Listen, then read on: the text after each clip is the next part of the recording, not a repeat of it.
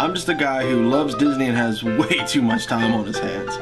As always, if anybody from Disney is watching, please don't sue me.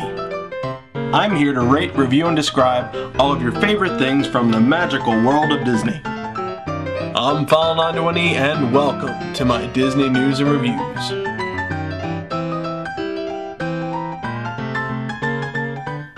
Hello everyone and welcome to this week's Disney News and Reviews. I'm File91e. And not too much going on with me this week, guys. Just playing with my new camera and trying to figure all that stuff out. And the only thing that's really been hitting me lately is I really want to go back to Disney World. It's been about 2 years since my last trip there, and actually it's been 2 years since my last trip. April of 08 was the last time, and it's now it's starting to really wear on me. It's like, you know what, I really need to be down there because I like it down there. To be perfectly honest, you know, it makes me happy. But, you know, with work and financial troubles, well, not troubles, but, you know, priorities, financial priorities, you know, it kind of gets in the way. And yeah, you're probably saying, well, well, you just bought a new camera, $2,000. You could have been going down right then. Yeah, but I need the camera in order to go down and get some good photos for you guys, because whenever I go down, I now have all the necessary tools, but there's one little thing I want to get, I guess there's always going to be one little thing I want to get for you guys so I can go down and take some good photos and videos. But yeah, so you know, the next big thing I really have to get is a car, because my car is dying. So priorities, guys. When you get older, it's not fun. Stay young, enjoy it. Because when you actually do have to grow up, it sucks. Anyway, enough of that rant. Let's get right to the news.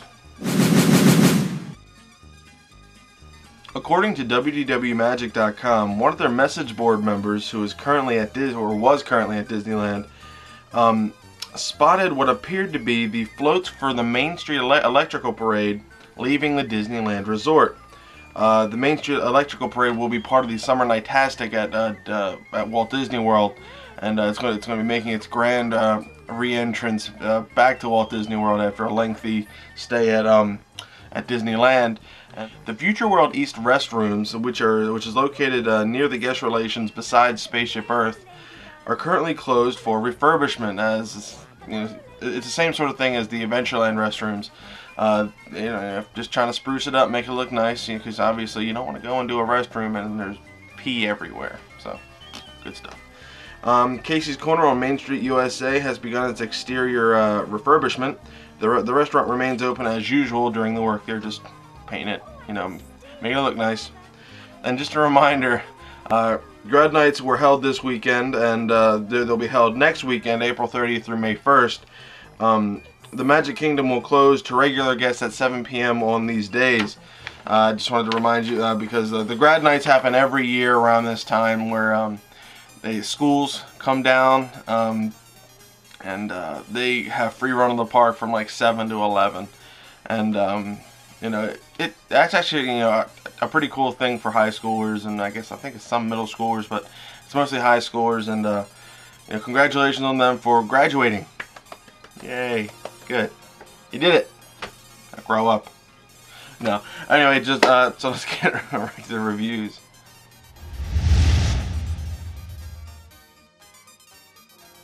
Alright guys, and continuing with the viewer requests, the first thing I was requested to review were the hidden Mickeys around Disney World. That was requested by Foshizi7.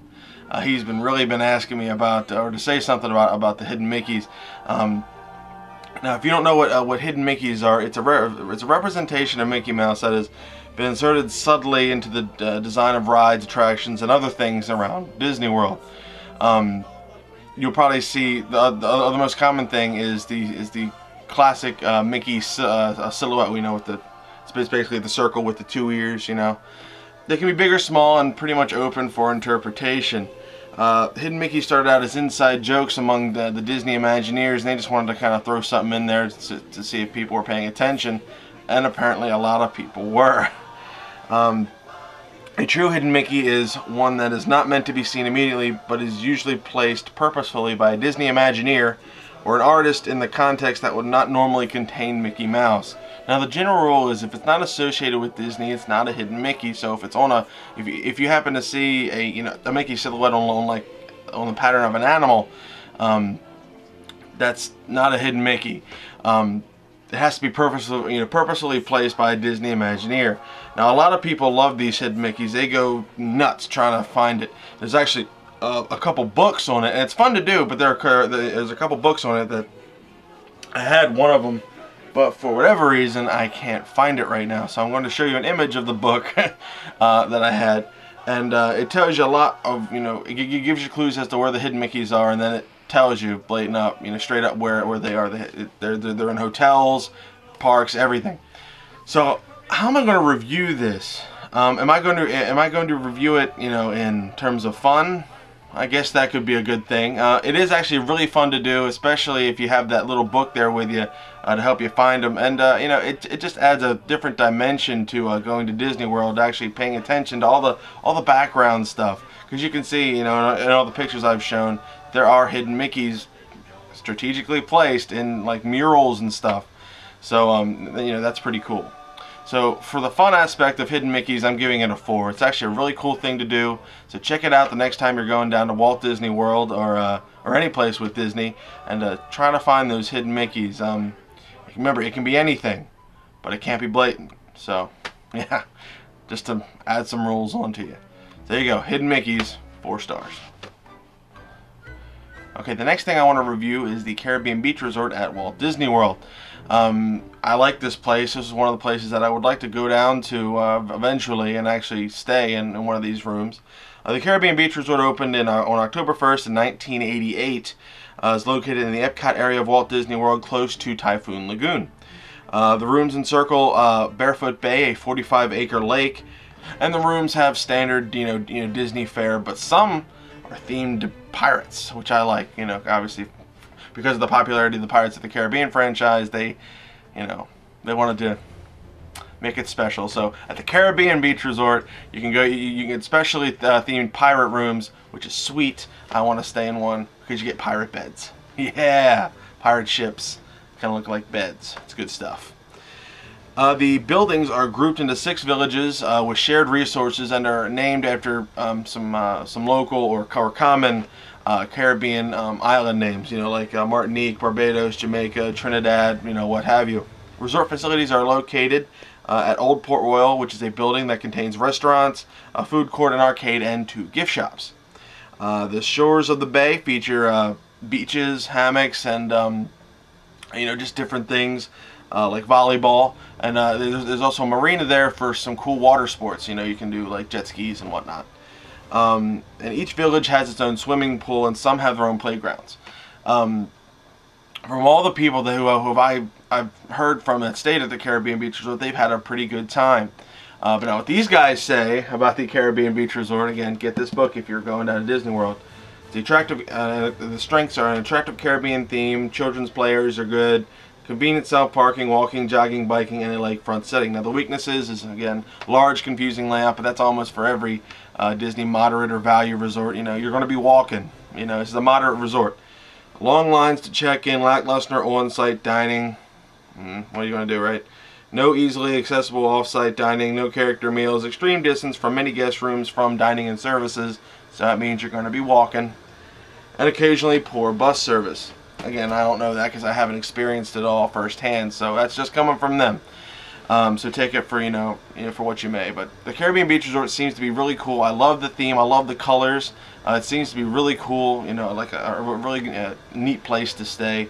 I've never been to the Caribbean before, so I can only assume that this is kind of what it looks like. So one of these days maybe I'll take a Disney cruise down to the Caribbean and see for myself. But I want to stay at the Caribbean Beach Resort eventually, so I want to give this a pretty high mark. The Caribbean Beach Resort, I want to give 4 stars. I think it's going to be, from what I hear, it's a pretty neat place. Aside from having to walk 1,000 miles to get it from anything, but I guess by the time you get there, you want a meal, and you can walk it off afterwards. So yeah, the Caribbean Beach Resort at Disney World, I want to give 4 stars. Alright guys, well I hope you enjoyed this week's Disney News and Reviews. If anybody from Disney is watching, please don't sue me. I want people to go to Disney World and enjoy themselves, and because it's a really good year for it right now, and just go down to Disney World and have fun. That's the main thing. Go to allears.net, touringplans.com, wdwmagic.com for all your latest and greatest Disney news. I will see you all next week for one more Disney News and Reviews. Hopefully I'll have more to talk about. Obviously I have a ton more of stuff to review, but hopefully I have more to talk about for what I did during the week, because I didn't do anything this week. So I'll see you all next week. Bye guys.